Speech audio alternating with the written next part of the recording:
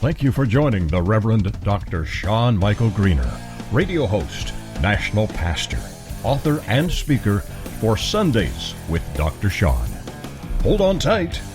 Here comes the truth. Hey. Welcome to NOTFlix Season 1, Episode 18, I believe. Maybe 19. I could be off on my numbers. Who knows? It's a lot of episodes. You getting your money's worth? It's free, so your money's worth means it's free. Free at twice the price. It's a deal. There you go. I gotta fix myself so I can see what's going on. How's everybody doing? I hope everybody's doing well. Let me get all set up here. Welcome to our speaker audience. Thank you for joining us today. It is good to have you. I think it's a grand thing, a real grand thing. Today is quite a day. I mean, there's a lot going on, and I think hello to everybody joining. I appreciate it, Joan and Lynn and Lynette. So some of you have asked. Let me just address this right up front. They said, I think there's a book missing. I think there's a book missing. Well, there is a book missing because I'm going to write a book on I'm actually writing a book on Lamentations. Just one book. It'll go into great detail. It is going into great detail explaining Lamentations, why that book is most often... Let me see here. No sound. Hold on. Let me see here. My goodness, I didn't plug the microphone in. Here we go. There we go. I hope everybody can hear that now. Let me just see right quick. Should be good. How about now? Can you hear me now? I hope you can hear me now. By the way, it's a beautiful day out. Good morning. Cool here too. Yeah. Chilly. Good morning, Miss Robbie. Anyway, hopefully y'all can hear now. Can everybody hear? Somebody maybe confirm that in in the comments. Anyhow, Lamentations. I'm writing a book right now. Snow flurries. That's just wrong. Back north. That's why I moved here. But it's gonna be chilly here tonight too. Here in North Carolina, I'm looking out at azure blue, just stunningly deep blue water. Amazing, just gorgeous. Good morning, Rhonda. Good to see you. So thank you, Lynette, for letting me know. You're my sound engineer for today. Doesn't pay well. I'll give you a hug next time I see you. How about that? I don't even care about no social distancing. Miss you too. So here we are. We are dealing with. Hey Bob, how are you doing, man? Thank you for your volunteer work. Yours and Pamela's down there in Arizona, helping the truckers, giving them Bibles, giving them food. It's amazing. What an amazing thing. The Alive Church in Oro Valley in Tucson, Arizona. Wow, really amazing. Really amazing. By the way, you want to hear an awesome musician? Bob Huff, amazing musician. I have his album and I play it, CD. I play it often. I really enjoy it. It's really, really good work. So here we are. This is an interesting day. We're dealing with the fight now to open or reopen the United States of America, and different places all along are having their struggles. They're saying, "Hey, I'm ready. I gotta get to work. I got stuff to do. I have to feed my family, right?" So we have this very real push and pull, right? I have today. You'll see I have one of my favorite shirts on. It's a Sea Hag Marina shirt down in. No audio. I think it's on your end, hon, Joan, because everybody else I think has audio. So everybody, if you could confirm for me that you have audio, but Lynette can hear me and others can hear me. So I think maybe your sound might be down or something. I'm not sure. Everything's good here. Anyhow,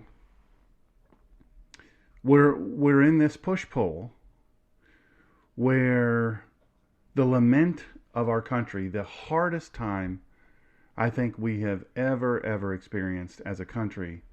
Thank you very much. So, hey, Jeff Bennett, Dr. Jeff Bennett, wonderful man, creating stuff that helps people live longer. Hey, Richard Bunning, blast from the past. How you doing, man? One of my classmates and fellow Sussex Countyans, if you're the same Richard Bunning. Anyhow, we're in this push-pull, and there are some people, thank you very much, Lynn, I appreciate that. There are some people that really, they're against it. They're against opening up the country. They're against resuming commerce. And it is interesting how it is drawn on the lines of political spectrum.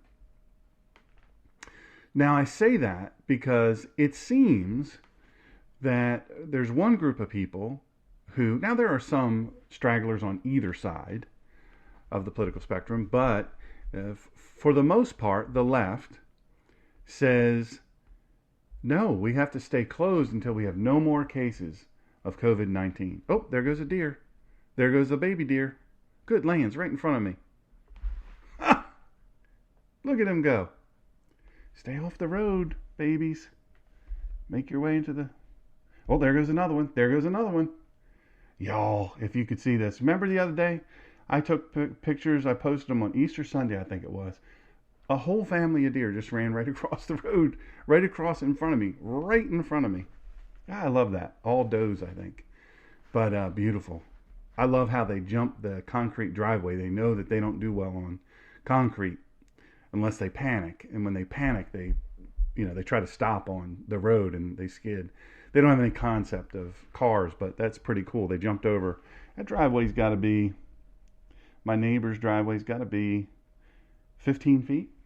Cleared it like it was nothing. Even the little baby. That's cool. Anyway, that doesn't have anything to do with this. I wish you could see it. I wish you could see the stuff. I tried one day. I did a little test. Let me drink a little something here. I did a little test. And just to see what you could see if I turned the camera. And it's a disappointment. You see. There's my son's truck out there, but I don't even think you can see that. But anyhow, I would love for you to see the stuff I get to see, though. But I'll describe it to you, and that way maybe you'll get some enjoyment out of it. Anyhow, so we have this push-pull, and for the most part, I'm going to say completely, but for the most part, you have a situation where the left says keep it closed until we have no more COVID-19 cases, or some cases it's there's a vaccine, or maybe multiple vaccines. Well, reasonable thinking people know, first of all, economically, socioeconomically, that is impossible. That is impossible. That is unsustainable.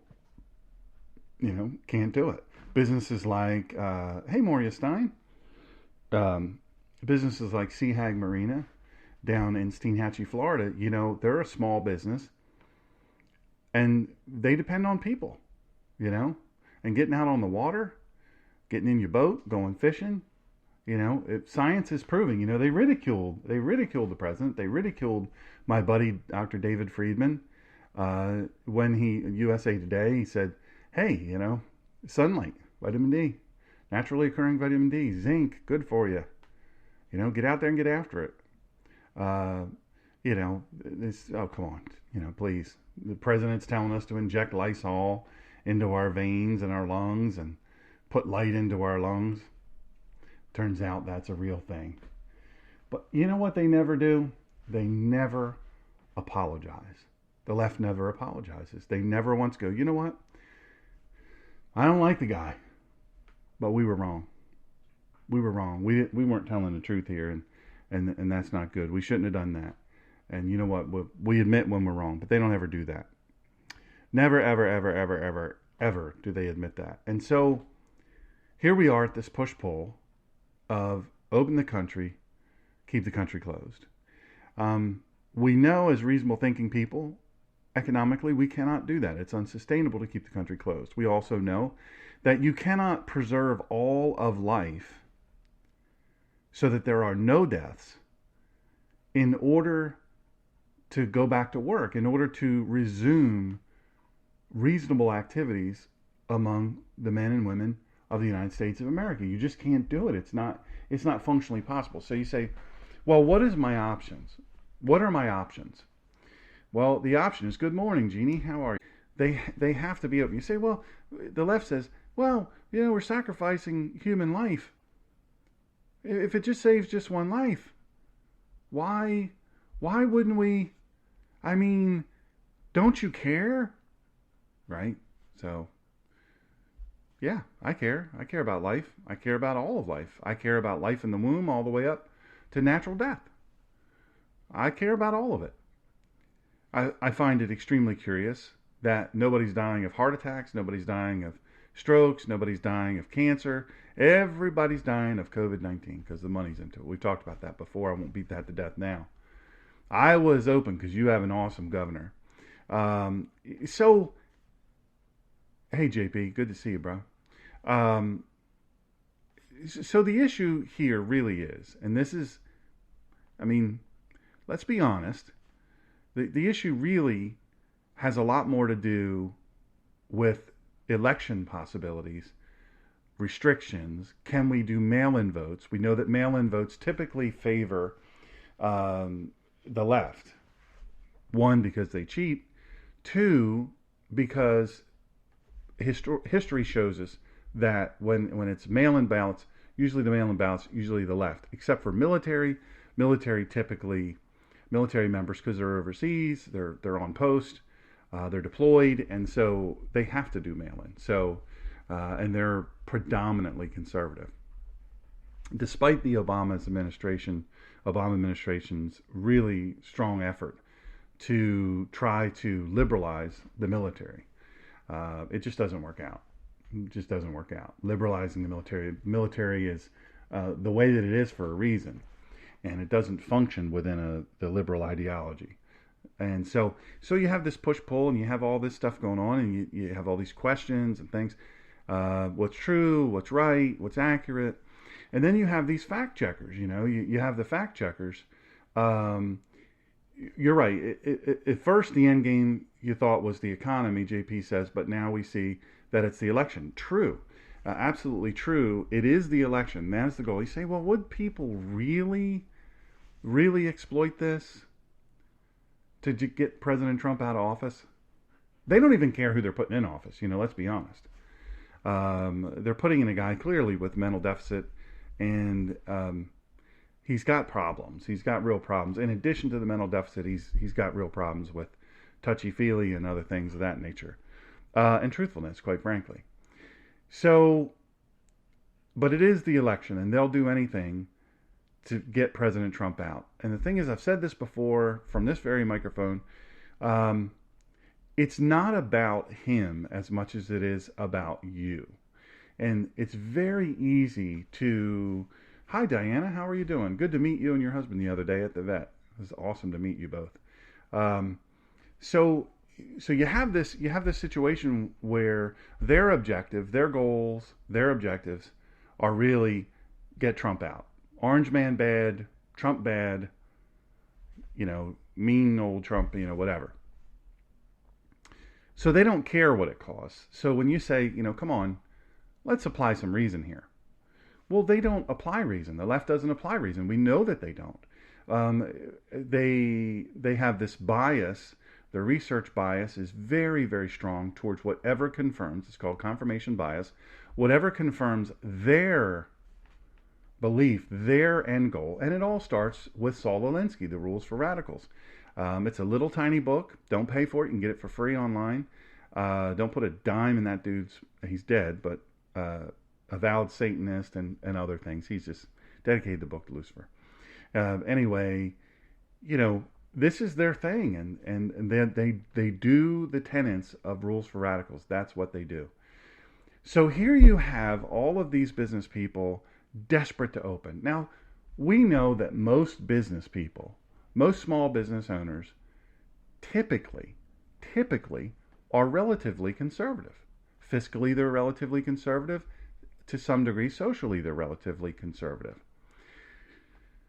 Isn't that interesting that those people who are self-employed, they sign the front of the check for their employees, they're desperate. They're desperate to get back to work. They're desperate to open up. They are desperate to find a way to generate commerce again. You know, when these leftist politicians talk about we need a basic income, Rashida Tlaib, who should never be in the halls of Congress, Rashida Tlaib says, $2,000 a month for every American sounds good to me. When you run out of money from taxing the people, and the people can no longer work and generate income to pay taxes, they can no longer pay taxes. And when they can no longer pay taxes, there's no more money for you to steal or misappropriate. So it blows my mind that the left can't figure that basic thing out, the basic economics, but they can't figure it out.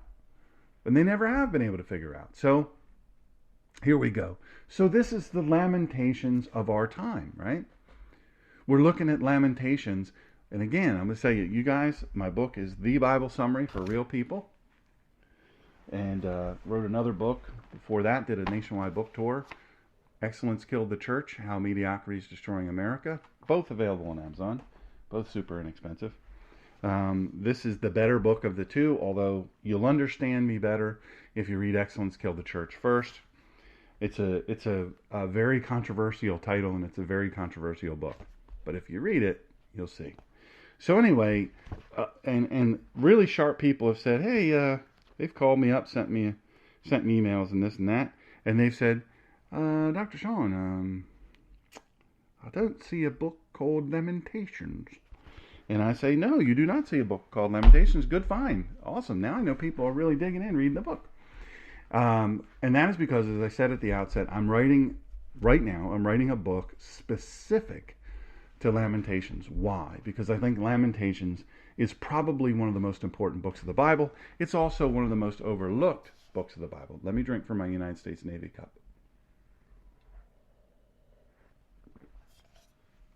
Hello to all my military veterans, active, retired, separated from service. Hoo-yah. The Lamentations of Jeremiah, it's when you read the book of Lamentations, and this is the 34th time, probably the last, based on my health, that I'll read the Bible all the way through. 34 times. I mean, that's a lot. I'm kind of a little bit of a Bible geek. I'm kind of into it. I have a doctorate in theology and working, almost finished my second doctorate, which is a doctorate in practical theology. I can't wait to share with you what that's all about. But polemics, really super. That's right, Navy boy. You know what? I used to go eat. I told this story to somebody the other day. It has nothing to do with this has nothing to do with anything. But I used to go whatever post I was on. Marine Corps breakfast was the early breakfast. Like, I think it started, I want to say at 4:30. And I was an early riser. I'm still a pretty early riser. But the Marines could cook breakfast now. The Marine cooks, they could cook breakfast. And let me tell you something. They didn't go light on the scoops, bruh. So if you said, could I get let me hold 6 of those over light. Let me hold 10 pieces of sausage. Or whatever. Whatever you got. Now, you may be looking at me going, did you actually eat 6 eggs every day? Oh, yes, I did. I burn on average 10,000 calories a day, so it was very physically active, so I had to bring in a lot of calories in order to compensate for that. So we worked pretty hard. Anyway, love the Marine Corps, see Marines flying around. I have Marine pilots right a couple streets over, and some fly the Osprey, not my favorite aircraft. And then F-35, we have some F-35 pilots here. We got some F-18, I think. I want to say F-18. I'm not sure which one the other guy flies, but they fly over all the time. It's really cool. Anyway, and lots of other aircraft. Helos. We have a Helo pilot here who flies one of the Fat Boys, and he flies over. It's really awesome to watch him do what they do. I just get to look out and see so many cool stuff here. So anyway, so we have a modern day lamentation here, and I'm not going to be one of those people that says, and nothing against them, that says, well, I'm prophesying that this is as a result, that COVID-19 is as a result of the A-10 Warthog. That's my favorite aircraft, bro. J.P. Richardson just said it. Yeah, love them, love them. A-10 Warthog, my favorite aircraft of all time. Barack Obama tried to cancel that out of the military. Can you believe that?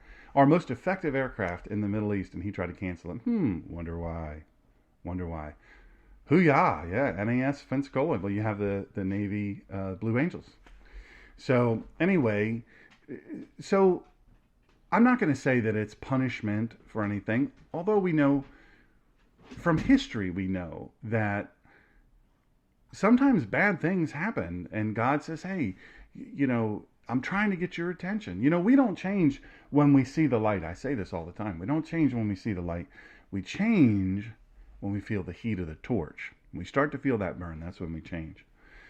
So I love the book of Lamentations, and I love it because it is shocking and sad and all of those things. Jeremiah is known as the weeping prophet. It's a tough one, man. It's not an easy book to read. I mean, you read this book, you're like, ooh, that kind of hurts a little bit. But we need that hurt. Sometimes we need to be shaken by God and reminded. So what I will say, hey Pam, good to see you. What I will say about this is, obviously we know where the virus came from, Wuhan, China. We know that China used subterfuge. We know that they do not have our best will. Despite being their number one trading partner, we know they don't have our best will at heart. They'd like to see us die, and they'd like to see us take us over. They're not the type of people, especially the Chinese Communist Party, they're not the type of people who think the way you think. So I talk about Islam all the time. I try to explain to people the etymology, the development of that religious, political, and military ideology. It's not a religion. Islam's not a religion. I don't go too deep into that, but it's very similar. The left is very similar to Islam. That's why they're always defending Islam, I guess. However, we do know, and I think we're going to know more here shortly, especially with Flynn being cleared. I think you're going to see a clearing out. You're going to see some prosecutions, finally, of some people who have done some horrible things to good people and to America. And so when that starts, I think we're going to start to see more come out about the Wuhan clinic, whose hands are touching the money that have to do with Wuhan, Fauci. I'm going to post a thing later that my friend Melinda Euler, she's one of my Sussex County friends on Facebook, and she posted it, I think, this morning. Very, very good piece where it details everything about Fauci, bullet point, and everything that the left says about, why we should listen to everything this man says. He's a hero. Why Birx is this, and details everything and gives you the footnotes, the links, everything. It's phenomenal. It's really, really phenomenal. So we know what the basis of our lament here is that this thing happened. People went to the president and said, you got to shut this place down. It's you got to shut it down. And he was in a rock and a hard place because he said, we don't shut America down. That's not really how we operate. And then all of a sudden, you've got the scientists who are immensely biased. They have a confirmation bias toward vaccines because that's where the money is for them. Read that article. I'll post it here in a little bit. Yules Hamrick wrote the article and Melinda posted it. So we have all that, and we know all that, and more of that stuff's going to come to light. More of that stuff is going to pop out into the open. And then under this president, the reason why they want to get rid of President Trump so badly is because he doesn't go, well, bygones. We move on. We don't want to fight.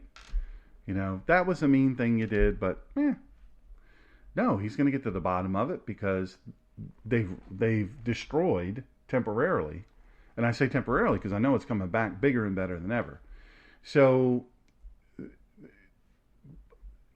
people deserve to go to jail for treason and worse. In this, you will be shocked when it all comes to light. You will be shocked. That's the real thing. That's really going to happen.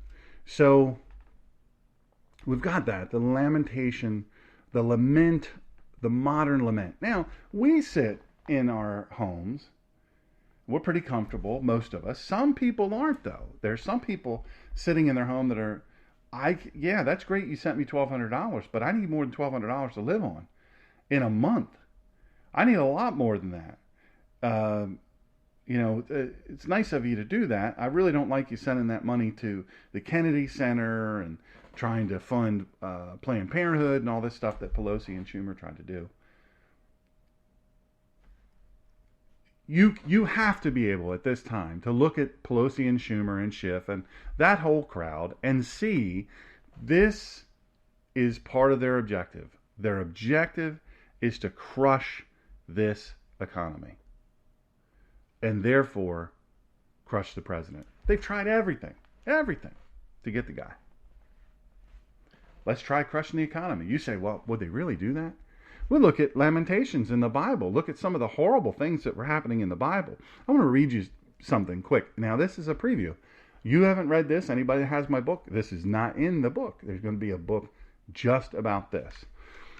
From the Complete Jewish Study Bible Notes, how great is your faithfulness? Jewish tradition holds that God takes one soul every night and returns it every one's soul. Let me read this again. I'll tell you what, let's do this. 323. Let me go to that. I think it'd be worth reading. I said earlier Lamentations is hard to read. It's not hard to read. It's laid out incredibly. It's wild how it's laid out. It's poetry. It's hard to read emotionally.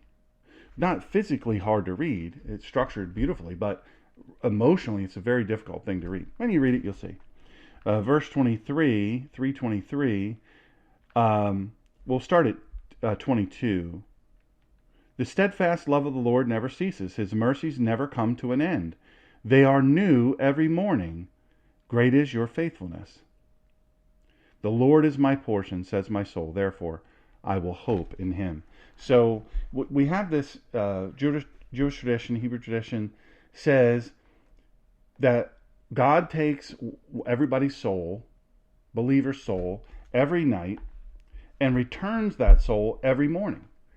And so that's what these words are about. This is a practicing, observant Jew will say every morning before they get out of bed, most of them will say their prayer, Modeh Ani, Modeh Ani. Thank God I'm alive. You guys know my saying is, today is a great day to be alive. That's my tagline. I've actually trademarked it. Registered trademark. So this goes back to this. This is part of why I say that. Modeh Ani. Thank God I'm alive. This is a prayer gratefully acknowledging that Adonai has given life for another day. It contains the words from this verse, Rabba Emunotiecha, which is, great is your faithfulness. Israel sages hold that not only does this refer to each day, but it also points to the resurrection of the dead. Yeshua's resurrection is a foreshadowing of this promise. Now that's powerful. So here we sit, right? Most of us, many of us, I'll say, sit more comfortably than the people in World War II, right? World War II, World War I, the sacrifices people were expected to make, rationing of food. Well, wait, we have a little bit of rationing of food. We have a little bit of that. We have rationing of items. Now, you might say, well, rationing, really? Yeah, it's rationing. They don't call it rationing. But, the toilet paper people can't keep up. They just can't. And then the truckers can't keep it coming fast enough. They're working, long, long days. They can't keep it on the shelves. Now meat, because of all of what's happening, the meat supply, the protein supply is in serious, serious jeopardy.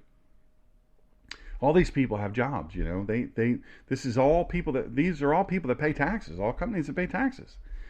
And all of a sudden they're shuttered, they can't get the animals to market, they can't get them to process. The processors won't come in because the people are sick, the people are afraid of the sickness, and so you go. Again, this all swings around to appear very strongly that there is a weapon aimed at President Trump's reelection. But remember this, it's not just aimed at him, it's aimed at us. Control the food, control the people. Amen. So who is the author of this? Jeremiah, the weeping prophet, is my guess. Date of writing is 586 BC. There are 5 chapters. To whom was this written? Those who survived the destruction of Israel. The purpose of the writing, though God's people were suffering their just punishment due to their disobedience, God was merciful, and he does not fail to fulfill his covenant. Now, a minute ago I was saying, we've got this very real situation here, the lament here. It's a very real situation, and we have to acknowledge it for what it is. Now, we can watch those shows on television. Some people still, their TVs are still on because a lot of the cable companies says, hey, look, we're not going to cut you off during this time. We're not going to cut you off. We're going to keep you on. You're going to have to pay at the end, but we'll take payments. We'll spread it out. We'll find a way. I love that. I think that's fantastic. I think that's an amazing thing that they're doing that. It's smart of them, right? Because they try to cut people off. Number one, that's a hard thing to explain from an optic standpoint. Well, these people lost their jobs.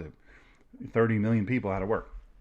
Speaking of the unemployment number that Fox and all the others keep putting up there every day, unemployment is now at a record level. This is greater than the Depression. Well, first of all, there are many more people than were in the Depression.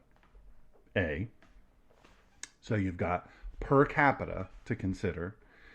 Not saying it's not horrible. It is horrible. But think about this. What if we didn't have the economy that we had from President Trump and his administration before this? What if we didn't have that? My gosh, we'd be in a horrible situation. Horrible situation. So, we've got that. But then, well, what do you think is going to happen? People aren't able to go to work. They're going to file for unemployment.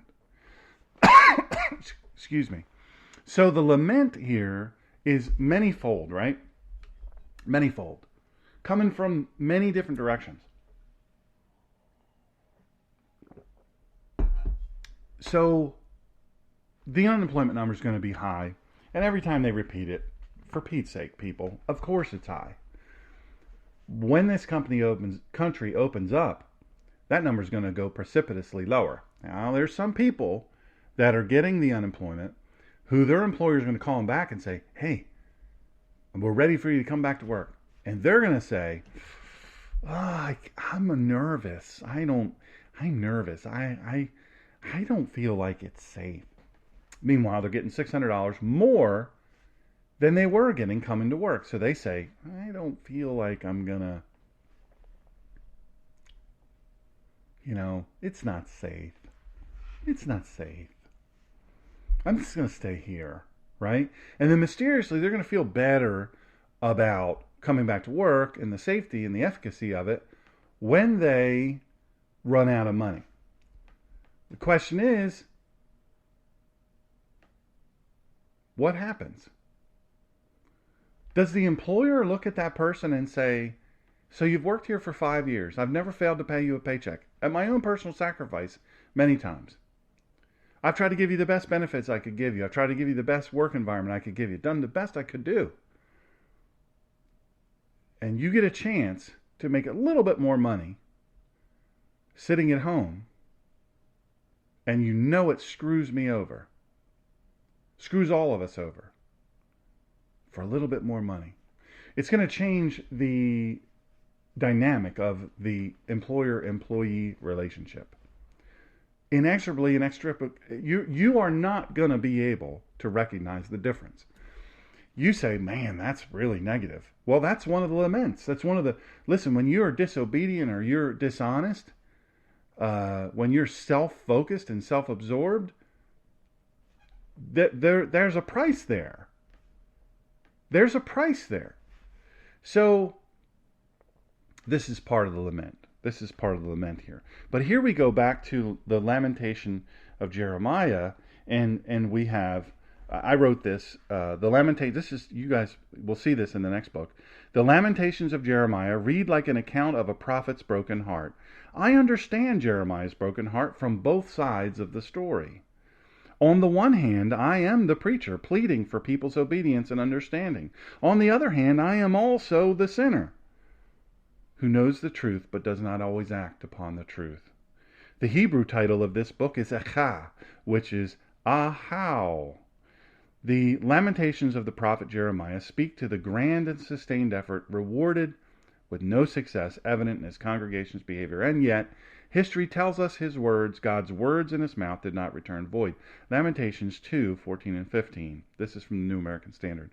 Your prophets have seen for you false and foolish visions, and they have not exposed your iniquity so as to restore you from captivity, but they have seen you for false and misleading oracles. All who pass along the way clap their hands in derision at you. They hiss and they shake their heads at the daughter of Jerusalem. Is this the city of which they said, the perfection of beauty, a joy to all the earth?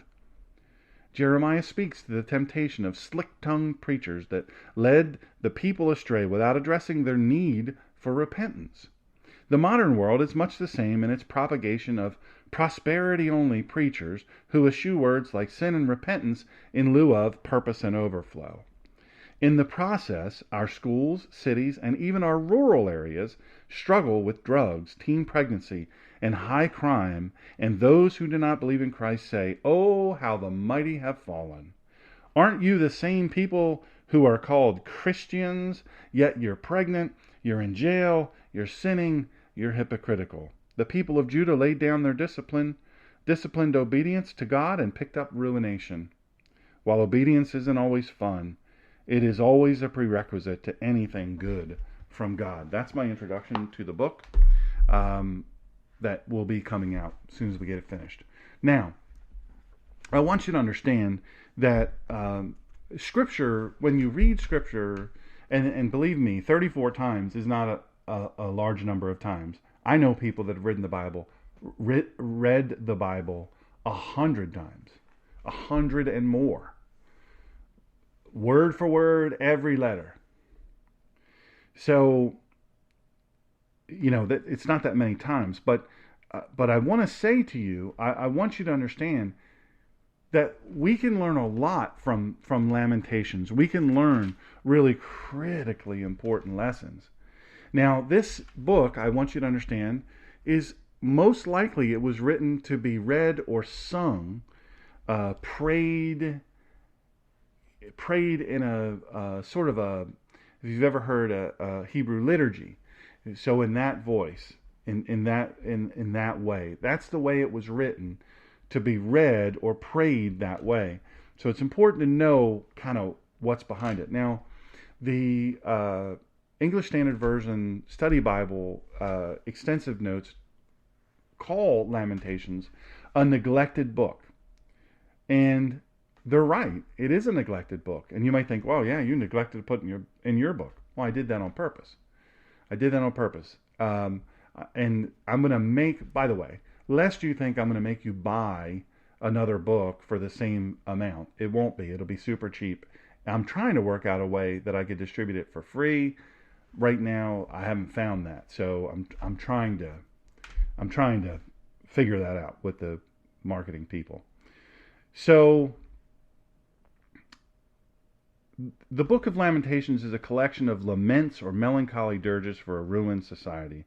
The first 4 poems are acrostics. This structure, using the entire Hebrew alphabet, matches the poet's intent. It gives a full expression of the suffering of his people and sorrows of his own soul. In effect, to offer a lament from A to Z, Aleph or Tau. Perhaps the highly structured form of this acrostic is also an attempt to impose some sense of order on a tragic situation that is chaotic beyond what anyone can bear. Now, this is from the ESV study, extensive study notes. I want to say that in the book that I'm writing, and I'm finished most of this. There's other stuff I got to tune it up and do some other stuff, but I explain that in far greater detail. Now, I want to explain something really quick, and the ESV study notes, amazing. Meter. Lamentations often utilizes kina meter, a type used in some passages that mourn the dead. Example, Isaiah 14, Ezekiel 27. This rhythm is based on lines of two unequal parts. The first part normally consists of 3 words, and the second part usually consists of 2 words. This pattern creates 3 accents, then 2, thereby creating falling, rising, and falling cadence. In this way, the poem seemed to limp as though the reader is walking haltingly along behind a funeral procession. I want you to understand, and the writers of this do this perfectly, as do the Tree of Life Study Bible, the Complete Study Bible, Complete Jewish Study Bible. Phenomenal. They all do a great job on this. I'm going to go into more detail, obviously, because I can in just one book. But I want to read this to you. Basic movement. The acrostic forms noted above convey the book's movement from Jerusalem's protest concerning what she has suffered to her penitent turning to God again. Chapters 1 through 2 relate Jerusalem's horrible defeat at the hands of Babylon. People, property, opportunity, and hope have been lost. I want you to look at that, and then I want you to look at today. I want you to look at what that means. Then people turned their heads away from the church. They turned their heads. They said, we don't need this. We don't want this. We're not going to do this. And so God permitted them to be overtaken. Jerusalem was overrun. Temple destroyed. Everything was horrible. All of these things, their practices, they were under intense oppression. Government was crooked. What do you think about now? What do you think it is now? I love the first part of Lamentations. I'm going to read this to you. This is Lamentations 1.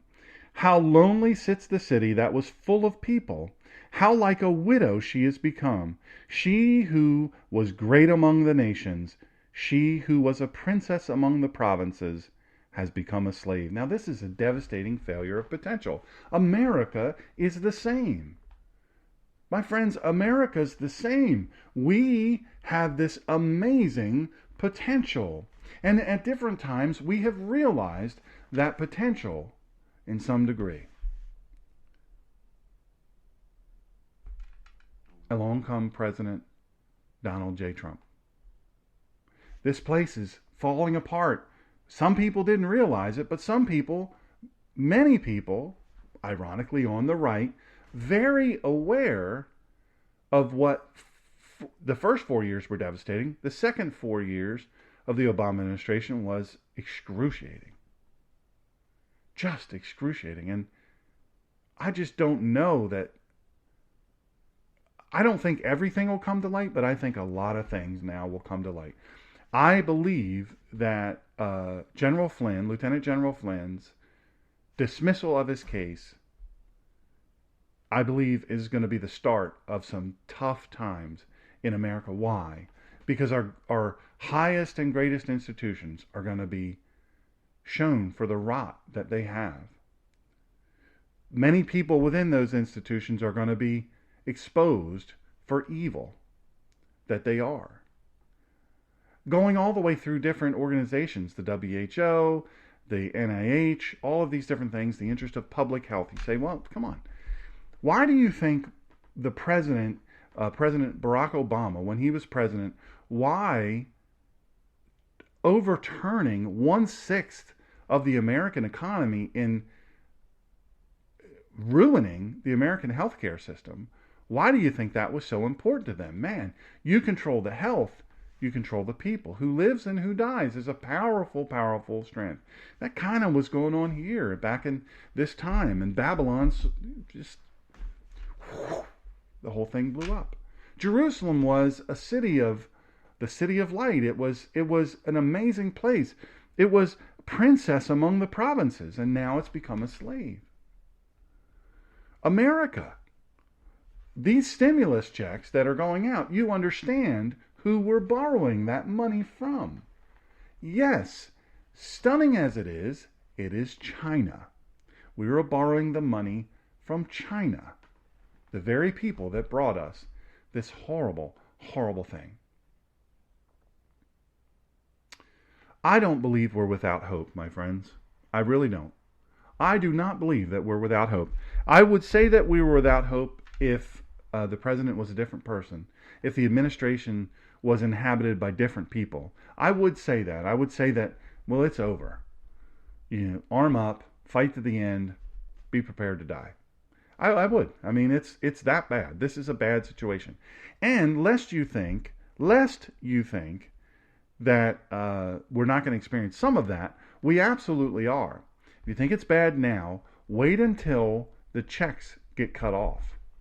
Wait until the people who have always had their hands out, who are always making money under the table, who are always robbing people, who are always breaking into people's homes, who are always murdering and raping and doing all these things, wait till those people no longer get a check. You're going to see violence escalate. That's why I don't go anywhere unarmed. You do what's right for you. I say, my friend down in Sussex County, Ron Hagan, Ronnie is a good guy. He's a 30-some-year veteran of the Delaware State Police. He has a great gun store called American. And he doesn't even know I'm doing this. He doesn't even know I do lives. American Responder Services. It's phenomenal. You can get education there. You don't have to buy a gun and go, well, heck, what do I do with it? You can get educated. He'll show you. They have classes, all of this. I advocate that. A firearm is a great equalizer in the hands of someone who has comfort and skill at arms. You say, do you really think it's going to get that bad? Oh, absolutely I do. Absolutely I do. We know that scammers come out. We know that evil people do even more evil things when things are going bad. We know this. We know that they do it. You have to be prepared. Now, I said before, and I'll say this again, and I'm almost finished. I believe under President Donald J. Trump and his administration and their incredible leadership, despite all of what they've had to fight, I believe this economy is going to be turned around and it is going to be historic. I think it's going to be better than it was before. I think you're going to see brave people who invested in the market when it was so far down. When they pumped their money in, they said, you know what? I'm buying. I'm taking this as an opportunity. Those very same people are going to have wealth you can't imagine. And not all those people are going to be bad people. They're going to be good people. You know what they're going to do with that wealth? They're going to start businesses. And I believe this next administration is going to unshackle American business.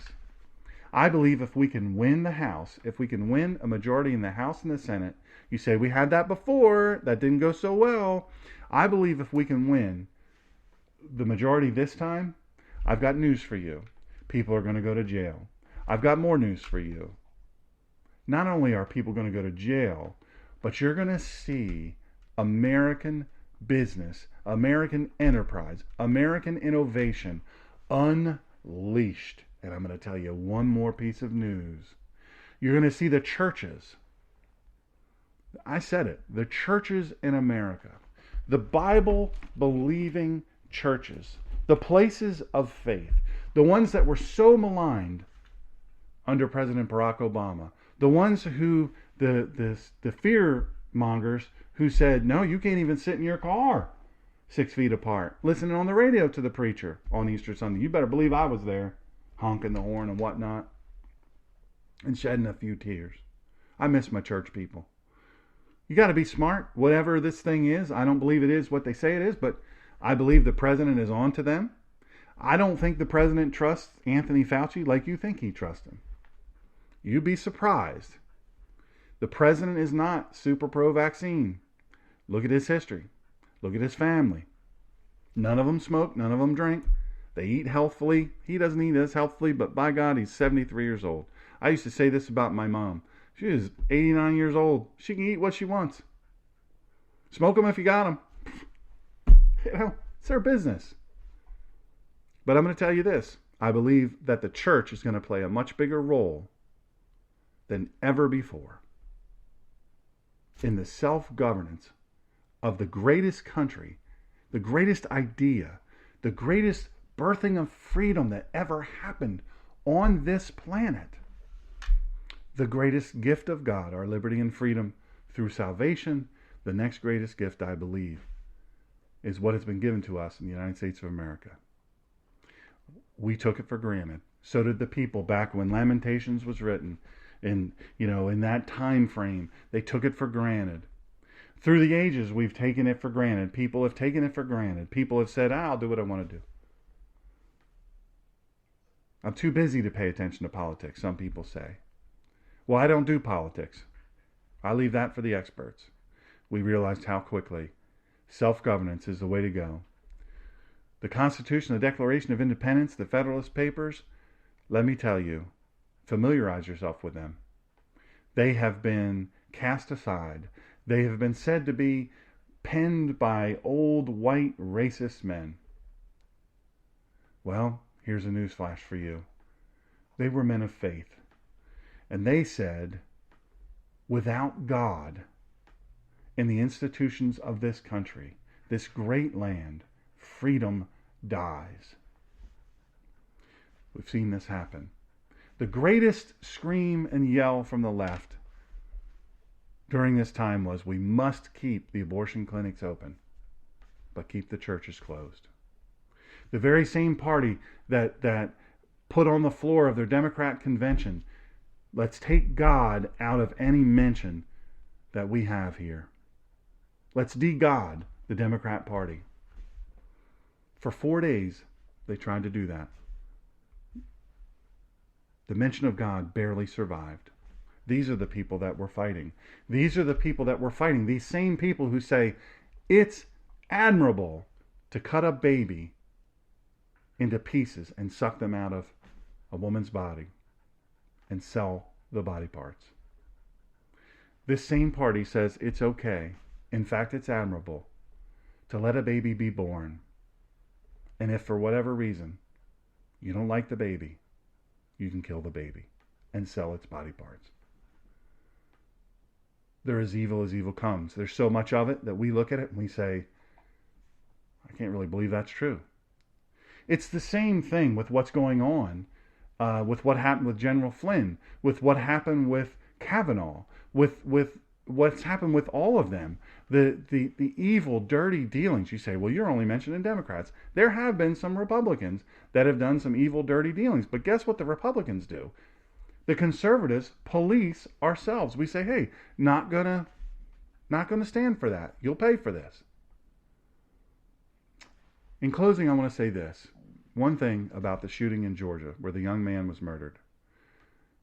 He was hunted down like an animal, and he was murdered by cowards.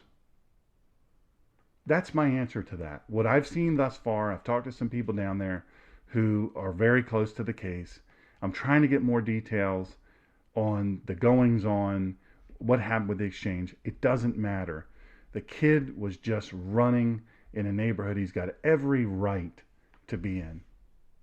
By all accounts, this was a good kid. This is not a gangbanger whose mama says or grandmama says, he was the best kid ever. He give you a shirt right off his back. He'd do anything for you.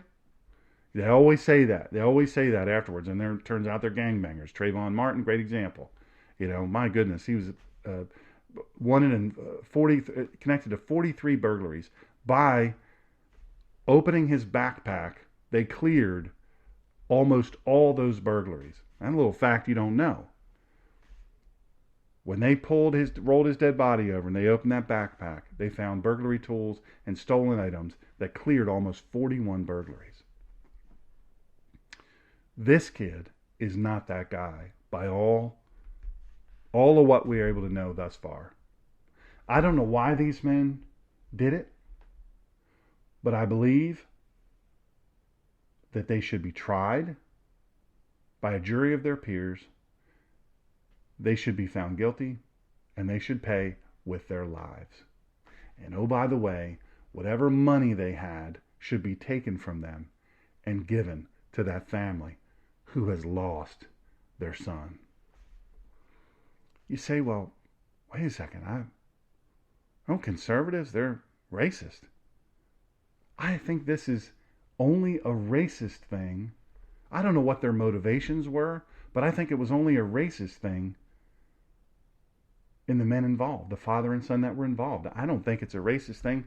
Racism doesn't have a thing to do with what I'm saying. Any human being hunted down and murdered like that, it's no good. The people got to pay. I'll say this and then I'm finished. I appreciate you listening. I appreciate more than you know when you buy my book. I'll just tell you right now, I don't get rich off this book. 40 cents. I make 40 cents a copy off this book. So when you go to Amazon and you buy this book for $7.99, I make 40 cents. That said, I didn't write it to get rich. I wrote it to help people. You can help me more than you can imagine. If you buy the book, write a review. Clicking the stars doesn't do it.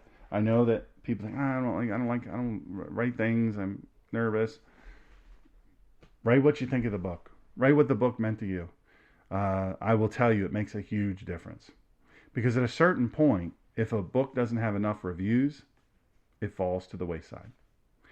Thank you all so much for joining me today. We're going to, the next book. I love the next book too. It's Ezekiel. It is in my book. I love that book. It's going to be fun to talk about. I would encourage you, if you have a Bible, read Lamentations today. Read it. And then look around. Look around. Today is a great day to be alive. We got to go live like it. Thank you for joining Dr. Sean today. Please follow Dr. Sean at www.drseangreener.com and on social media at facebook.com/smgreener, Twitter at The Ninja Pastor, and on Instagram at The Ninja Pastor. If you would like to support Dr. Sean's ministry and send Bibles around the world, don't forget to hit the donate page on drseangreener.com or go to paypal.me/Dr. Sean Greener to invest in spreading the Word of God to the world. And please download our free apps to listen to our Spreaker radio show. Thank you again for listening, and don't forget to share.